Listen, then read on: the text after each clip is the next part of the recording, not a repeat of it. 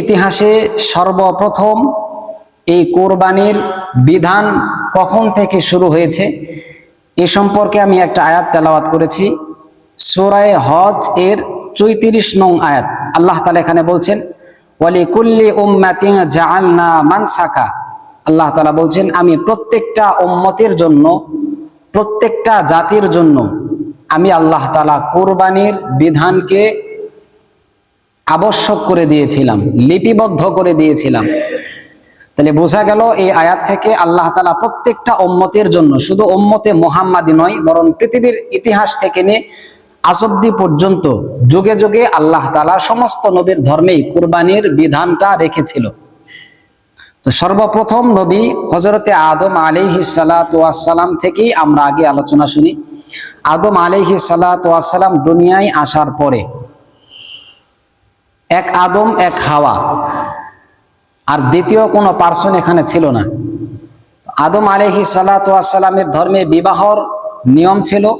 হাওয়া আলাইহিস সালাতু ওয়াস সালামের পেট থেকে প্রথম বছর দুইটা সন্তান হইতো, একটা ছেলে হইতো, একটা মেয়ে হইতো। পরের বছর গিয়ে আবার একটা ছেলে হইতো, একটা মেয়ে হইতো। প্রথম বছর যে ছেলে হইল আর মেয়ে হইল, এই ছেলে আর মেয়ে পরের বছরের যে ছেলে এবং মেয়ে হইল, ছেলে মেয়েকে, মেয়ে ছেলেকে, এভাবে তাদের ধর্মের বিবাহের প্রথা ছিল। এইভাবে তাদের ধর্মে যখন বিবাহের প্রথা শুরু হইল, আদম আলাইহিস সালামের দুই সন্তান, একজনের নাম হাবিল আর একজনের নাম কাবিল। দুইজনের, একজনের বোনের নাম হলো আকলিমা, আর একজনের বোনের নাম হলো লিউমা। লিউমা।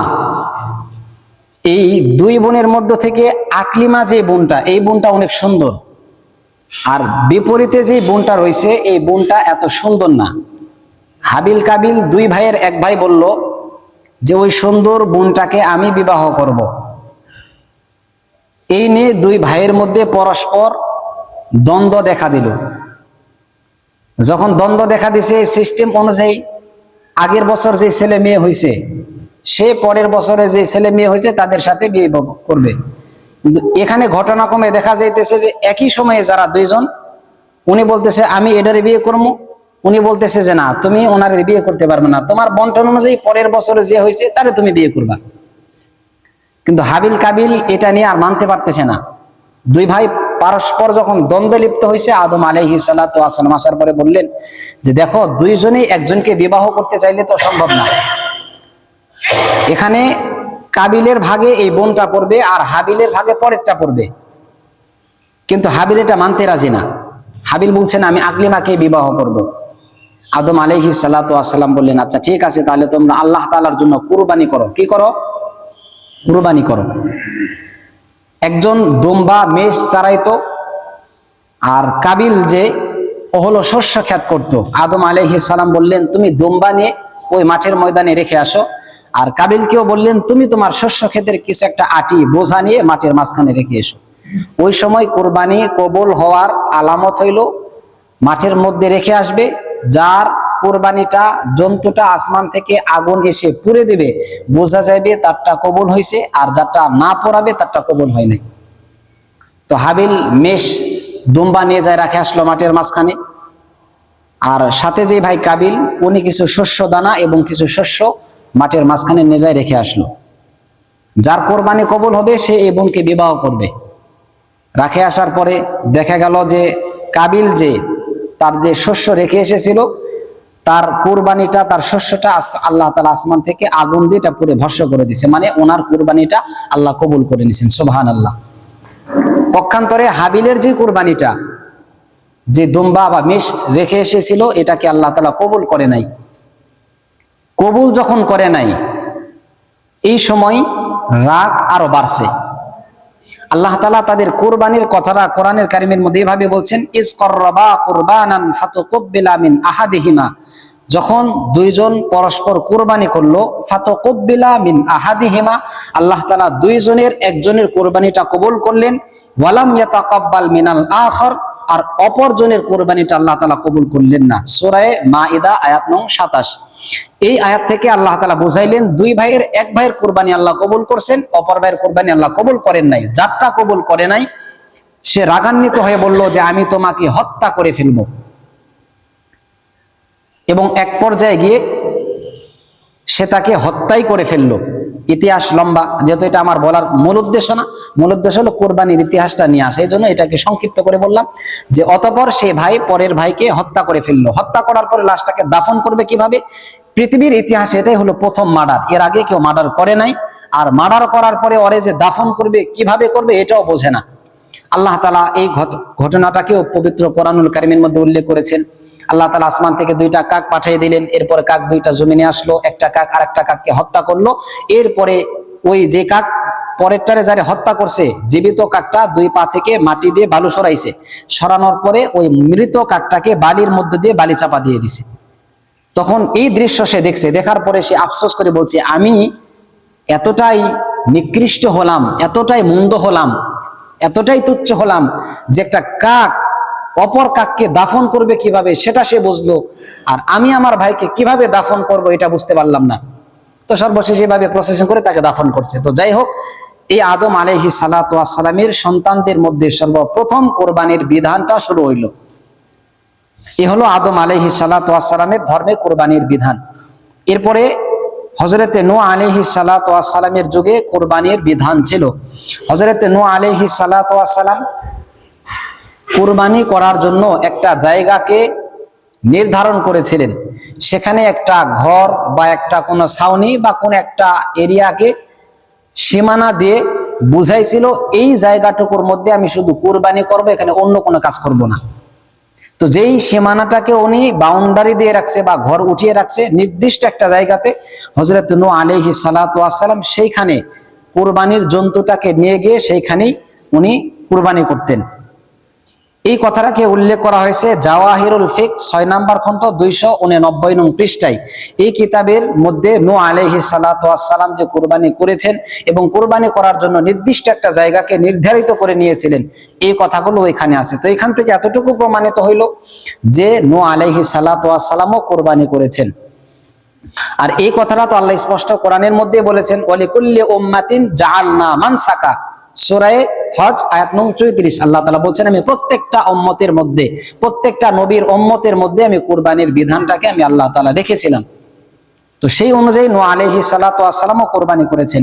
এরপরে সর্বশেষ প্রসিদ্ধ যে ইতিহাস হযরত ইব্রাহিম আলাইহিস সালাতু ওয়াস সালামের কুরবানি। ইব্রাহিম আলাইহিস সালাতু ওয়াস সালাম শেষ বয়সে গিয়ে তার এক সন্তান ইসমাইল আলাইহিস সালাতু ওয়াস সালামকে পেলেন। ইসমাইল আলাইহিস সালাতু ওয়াস সালামকে পাওয়ার পরে আল্লাহ তাআলা বললেন তুমি তোমার প্রিয় জিনিসটাকে তুমি কুরবানি করে নাও।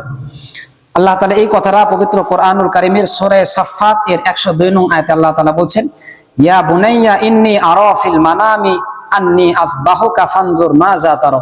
ইব্রাহিম আলাইহিস সালাতু ওয়াস সালাম স্বপ্নে দেখলেন, আল্লাহ তাআলা তাকে বললেন যে তুমি তোমার প্রিয় বস্তুটা কুরবানি করো।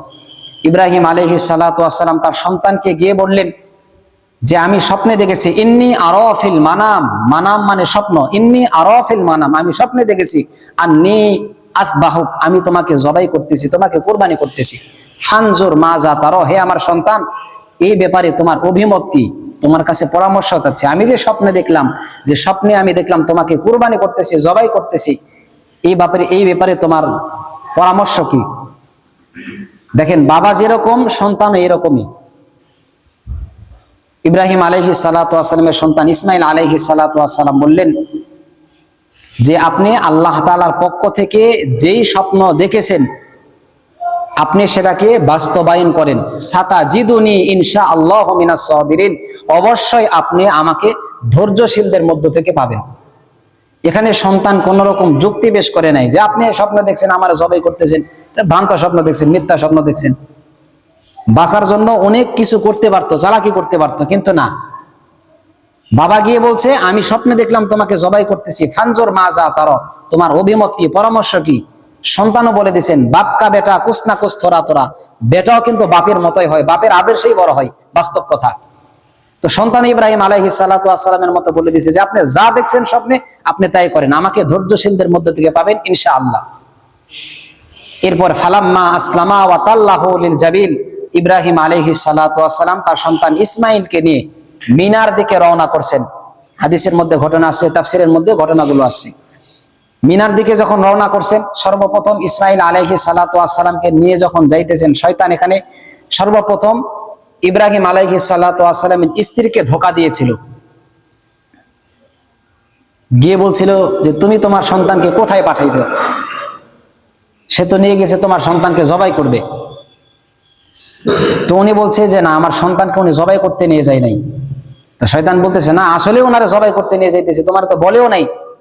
উনি বলছে না, আমি তো সুন্দর করে সাজিয়ে গুছিয়ে দিছি। উনি বলছে কোন এক জায়গাতে নিয়ে যাবে, জবাই করার জন্য তো নিয়ে যাবে না। তো সর্বশেষ উনি জিজ্ঞেস করছে, আচ্ছা উনি যে জবাই করতে নিয়ে যাইতেছে, এটা কি ইব্রাহিম আলাইহিস সালাম নিজের পক্ষ থেকে করতেছে নাকি আল্লাহর পক্ষ থেকে করতেছে? তো শয়তান ওই সময় বলেই দিছে যে আল্লাহ তাআলা আদেশ করছে দেখেই তো নিয়ে যাইতেছে। এই কথা যখন মুখ দিয়ে ভুল কমে বের হয়ে গেছে, ওই সময় উনি বুঝতে পারছে হাজেরা যে যদি আল্লাহ যদি ওনাকে আদেশ করে তাহলে তো এখানে আমার কোনো সমস্যা নেই, আমি আরো খুশি আর আনন্দিত। তো শয়তান ওনার সাথে আর চালাকি করে পারে নাই। এই সময় শয়তান করছে কি, দৌড় দিয়েছে ইব্রাহিম আলাইহিস সালাতু ওয়াস সালামের কাছে গিয়া। এখন শয়তান ধোঁকা দিতেছে, আরে ইব্রাহিম, সন্তানকে নিয়ে কই যাইতেছো তুমি?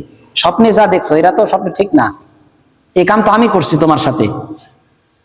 ইব্রাহিম আলাইহিস সালাতু ওয়াস সালাম বুঝতে পারলেন এটা শয়তানের কাজ। এই জন্য সর্বপ্রথম 7টা পাথর নিয়ে তিনি সর্বপ্রথম জামরায়ে আকাবা, সেখানে সর্বপ্রথম 7টা পাথর শয়তানকে লক্ষ্য করে নিক্ষেপ করেছিল।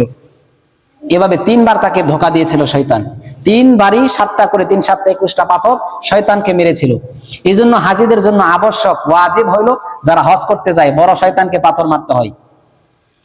এই পাথরটা মূলত ইব্রাহিম আলাইহিস সালাম ওই যে শয়তান তাকে মেরেছিল। এই জন্য ওইখানে একটা করা আছে, ওইখানে গিয়ে শয়তানকে লক্ষ্য করে পাথর মারতে হয়। যেই পাথরটা ওই শয়তানের গায়ে গিয়ে না লাগে, ওই এরিয়ার বাইরে চলে যায়, ওই পাথরটা বাদ হয়ে যায়। নতুন করে আবার তাকে ওই পাথরটা মারতে হয়, মানে পাথরটা আপনাকে জায়গা মতো করতে হবে। উদ্দেশ্য হইলো ইব্রাহিম যে শয়তানের পাথর মারছিল, এখন তো শয়তান নাই, ইব্রাহিম আলাইহিস সালাম নাই, এখন নিদর্শনটা রেখে দিছে ওই সুন্নতটাকে আদায় করার জন্য। আপনিও পাথরটা যেটা মারবেন ওই খাম্বা বরাবর মারবেন, যাতে করে খাম্বাতে লাগে। যদি না লাগে, খাম্বার এরিয়ার বাইরে যায়, তাহলে এই পাথর মারা চলবে না, আবার আপনাকে মারতে হবে। তো যাই হোক, এইভাবে ইব্রাহিম আলাইহিস সালাতু ওয়াস সালাম শয়তানকে তাড়াইছেন। এরপরে ইব্রাহিম আলাইহিস সালাতু ওয়াস সালাম সন্তানকে নিয়ে গিয়ে মিনাতে নিয়ে গিয়ে সন্তানকে জবাই করবেন, প্রস্তুতি নিছেন। সন্তানের চোখ বাঁধছেন, সন্তানকে কিভাবে শোয়াইছেন এই ব্যাপারে 2টা মত। কেউ বলছে উপর করে শোয়াইছেন, আবার কেউ বলছে এরকম কাত করে শোয়াইছে, মানে আমার এই পাশটা এভাবে মাটির উপরে পড়ছে। আবার কেউ বলছে এভাবে না, বরং মাথাটা চেহারাটা এভাবে বালির উপরে এমনি রাখছে, তাহলে এই কাঠটা উপরে থাকবে। 2টা বর্ণনা, তো 2 বর্ণনাই সঠিক হতে পারে, তাফসীরের মধ্যে 2টাই আছে। তো এরপরে এভাবে যখন শোয়াইছেন, শোয়ানোর পরে যখন ইব্রাহিম আলাইহিস সালাম যখন সন্তানকে জবাই করবেন, ঠিক এই সময় আল্লাহ তাআলা জিবরাইল আলাইহিস সালাতু ওয়াস সালামকে আসমান থেকে একটি দুম্বা দিয়ে আল্লাহ তাআলা জিবরাইলকে ইব্রাহিমের কাছে পাঠাই দিয়েছেন। পাঠাইছেন কেন? ইব্রাহিম আলাইহিস সালাম যে ইসমাইলকে জবাই করবেন, কুরবানি করবেন, এটা কিন্তু আল্লাহর মূল উদ্দেশ্য না। আল্লাহর মূল উদ্দেশ্য ছিল যে তাকে শুধু পরীক্ষা করা, যে দেখি সে পাস করতে পারে কিনা। এতটুকু শুধু আল্লাহ তাআলার উদ্দেশ্য। যেহেতু আল্লাহ তাআলা দেখছেন যে ইব্রাহিম 100তে 100 পাস, এখন জবাই করে ফেলবে, ঠিক এই সময় আল্লাহ তাআলা আসমান থেকে জিবরাইল আলাইহিস সালাতু ওয়াস সালামকে একটা দুম্বা দিয়ে জমিনে পাঠিয়ে দিয়েছেন। আল্লাহ তাআলা এই কথাটা পবিত্র কোরআনুল কারীমের সূরা সাফফাত এর 104 নং আয়াতের মধ্যে বলছেন, ওয়াফাদাইনাহু বিজিবহিন আযীম। বিজিবহিন আযীম এর তাফসীর করছেন কাপসিন আযীমিন। কাপসুন মানে দুম্বা, বড় একটা দুম্বা দিয়ে আল্লাহ তাআলা জিবরাইলকে দুনিয়াতে পাঠিয়ে দিয়েছেন। জিবরাইল আলাইহিস সালাতু ওয়াস সালাম সেই দুম্বাটাকে নিয়ে জমিনে এসে ইসমাইলকে সরানোর পরে ইসমাইলের জায়গার মধ্যে দুম্বাটাকে রাখছে। ইব্রাহিম আলাইহিস সালাতু ওয়াস সালাম আল্লাহু আকবার বলে কি করছেন?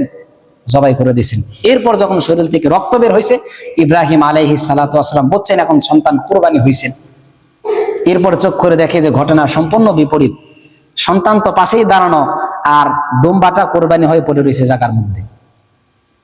দেখেন এইখানে 2টা লক্ষণীয় বিষয়। একজন বাবা হয়ে তার কলিজার টুকরা 80-86 বছর বয়সে যে ইসমাইলকে পাইছে, যে ইসমাইলের জন্য জমজম কূপ, আমরা যারা দেখতেছি ইসমাইলের জন্যই তো জমজম কূপ, তার পায়ের আঘাতেই তো জমজম কূপটা বের হয়েছে। যে মা কলিজার টুকরা সন্তানের জন্য সাফা মারওয়ারে পাগলের মতো দৌড়াদৌড়ি করছিল, চোখের সামনে আপনার সন্তান যদি মারা যায় তৃষ্ণার কারণে, পিপাসার কারণে, বুকের দুধ নাই, মায়ের মুখে পানি নাই, সন্তান পানি পাইতে পারতেছে না, ছটফট করতেছে, জিহ্বা বাইর করছে। এই যে এখন বৈশাখী মাস, দেখবেন প্রচন্ড রোদের মধ্যে দেখবেন কুকুর, অত নিকৃষ্ট পানি, দেখবেন অনেক কুকুর জিহ্বা বাহির করে রোদের মধ্যে পাগলের মতো দৌড়াদৌড়ি করে। আমি কয়েকবার দেখছি ওজোখানার মধ্যে কুকুর আসে, ছটফট ছটফট করতেছে, আমি বুঝছি যে ও পানি চাইতেছে, আমি টেপ ছাইরা দিছি। দেখবেন কুকুর সে বলতে পারে না মা তার সন্তানকে কতটা ভালোবাসলে পাগলের মতো সাফা মারওয়ার মধ্যে শুধু দৌড়াইছে। সাফা মারওয়ায় দৌড়াইছে কারণ মনে করছে বালে চিকচিক করলে পানি মনে হয়, পানির জন্য দৌড়াইছে।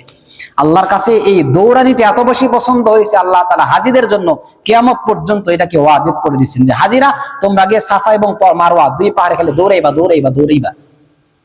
এরপরে গিয়ে আল্লাহ তাআলা জিবরাইল আমিনকে পাঠিয়ে দিয়ে ইসমাইল পায়ের আঘাতে ওইখান থেকে জমজম কূপ বের হয়েছে।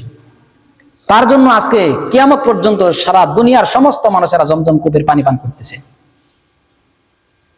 এটা ইসমাইলের জন্য আল্লাহ তাআলা দিয়ে রাখছেন। তো ইব্রাহিম আলাইহিস সালাম এই কলিজার টুকরা সন্তানকে কোনো যুক্তি পেশ করে নাই, কোনো কিছু পেশ করে নাই যে আল্লাহ বিপরীতে 100 উট দে, বিপরীতে এই দে সেই দে, এত কিছু করি না। আল্লাহর আদেশ তো আদেশে, জবাই করতে হবে তো বাস করতে হবে। সন্তানকে আল্লাহর জন্য কোরবানি করে দিয়েছেন, একটু দ্বিধাবোধ করে নাই, কণ্ঠবোধ করে নাই যে আল্লাহ সন্তানকে কোরবানি করে দিব। আল্লাহ বিপরীতে কোনো কিছু দেওয়া যায় না, না। আল্লাহ বলছে, দেখেন আরবি ভাষাটা দেখেন, ফালাম্মা আসলামা, উভয়েই মুসলমান হয়ে গেল, মানে আত্মসমর্পণ করে ফেললো। মানে বাবা জবাই করার জন্য প্রস্তুত, সন্তানও জবাই হওয়ার জন্য প্রস্তুত। এই জায়গার মধ্যে আপনার সন্তান আর আমার সন্তান হইলে আমরা কি করতাম? আমি যদি হইতাম আমি কি করতাম? কাম পান্নে আমার জবাই করবেন না, দিতাম একটা দৌড়। সন্তান কি করছে না, সাতাজিদুনি ইনশাআল্লাহু মিনাস সাবিরিন, বাবা আমাকে ধৈর্যশীলদের মধ্যে পাবেন, আমি লাফালাফি করব না, আপনাকে কষ্ট দিব না, আর একদিকে দৌড় মারবো না, কোনো যুক্তি পেশ করবো না, আসলামা, আত্মসমর্পণ করে ফেলবো ইনশাআল্লাহ। এইভাবে আল্লাহ তাআলা ইব্রাহিম আলাইহিস সালাতু ওয়াস সালামকে পরীক্ষা করছে। এইভাবে ইব্রাহিম আলাইহিস সালাতু ওয়াস সালাম কুরবানি করছেন। ওই সময় যদি আল্লাহ তাআলা ইব্রাহিমের সন্তানকে কুরবানি করে দিত, তাহলে আজকে এই পর্যন্ত কিন্তু মানুষকেই কুরবানি করা লাগতো। আল্লাহ তাআলা আমাদের উপর দয়া করে, ইহসান করে আল্লাহ তাআলা মানুষের পরিবর্তে প্রাণীদেরকে কুরবানির বিধান আমাদের মধ্যে দিয়ে রাখছেন।